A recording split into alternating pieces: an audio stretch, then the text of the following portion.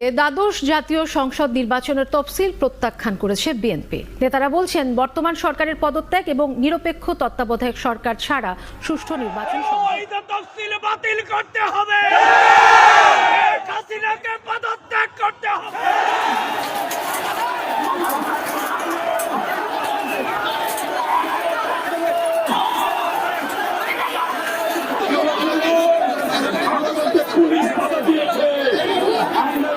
আসসালামু আলাইকুম সুপ্রিয় দর্শক বন্ধুরা, অবশেষে বাংলাদেশের জাতীয় নির্বাচনকে ঘিরে সারা দেশে ব্যাপক অস্থিরতার জন্ম দিয়েছে।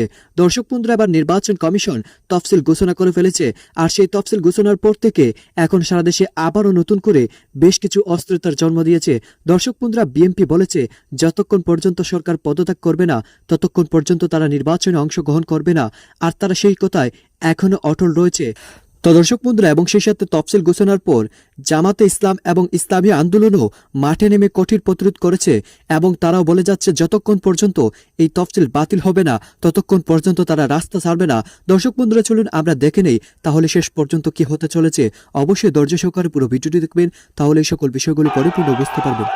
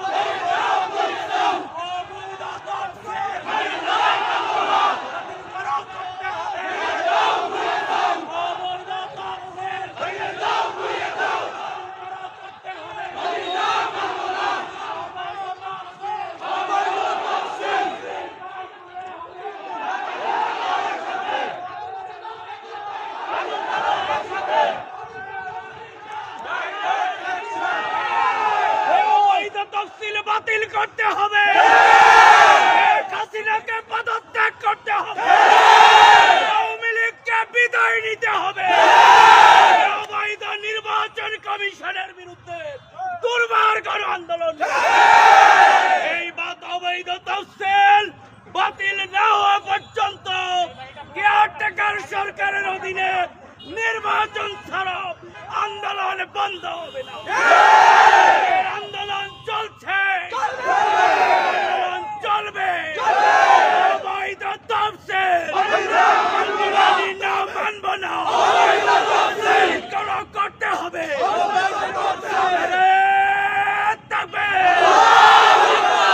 ইসলামী বাংলাদেশ দেশবাসীকে অবৈধ তফসিল প্রত্যাখ্যান করে রাজপথে নেমে আসার জন্য আমরা আহ্বান জানাচ্ছি।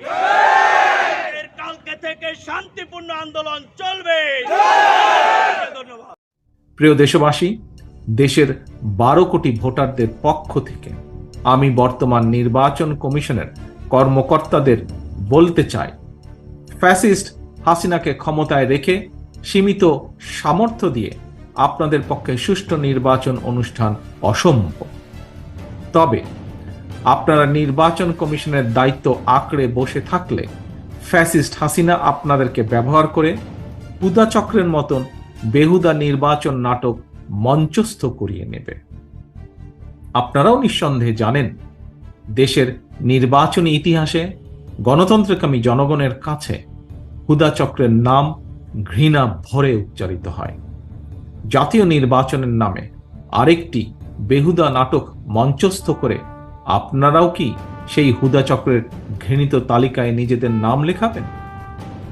বর্তমান নির্বাচন কমিশনারদের প্রতি আমার আহ্বান, গণতন্ত্রের স্বার্থে 12 কোটি ভোটারের ভোটের অধিকারের আকাঙ্ক্ষার প্রতি শ্রদ্ধা রেখে আপনারা স্বেচ্ছায় দায়িত্ব ছেড়ে দিন।